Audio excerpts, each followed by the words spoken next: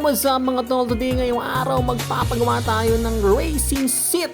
At ayan, babaklasin ng ni Kuya ng ating stock. Yes po, tama po kayo. Ang gagawin po nila is yung mismong stock na seat natin, no? So yan po yung tatabasan nila. By the way, shout out po kay Kuya Edwin. Ayun, si Kuya Edwin po yan, yung gumagawa ng ating upuan. So yung stock seat po natin, after niya kortihan, after niya tabasin, yung pong pinagtabasan din, yun na ididikit din niya para mas maikorte niya ng mas maayos.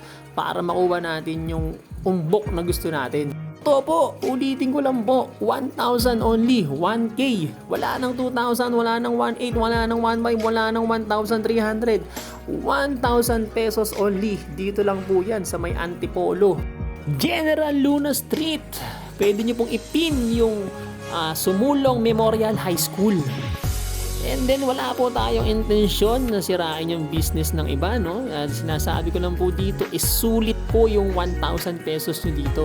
Ayan, kung makikita nyo po ngayon at pinapatahian na po natin kay tropa at ang napili natin yung liha type para walang dulas-dulas. Alright, napakalupit. So bago nga ilapat ni Kuya Edwin, nilagyan pa niya ng plastic film. Ayan, cling wrap kung tawagin natin. Napakalupit talaga. Kuya Edwin, shout out Kuya Edwin. So ayan, nilalapat na ni Kuya Edwin yung ating seat cover. Yan, binigyan ng accent na rin para dagdag detalye na rin. Alright. Ilalapat niya ng napakalupit yan. Siyempre, gagamit siya ng heat gun dyan. Kuya Edwin, napakalupit mo. Sige, ibaril mo na ibaril, Kuya Edwin. Hindi niya pinapalampas yan, tol, hanggat may lukot. Kita nyo naman, napakapulido niyan, mga tol.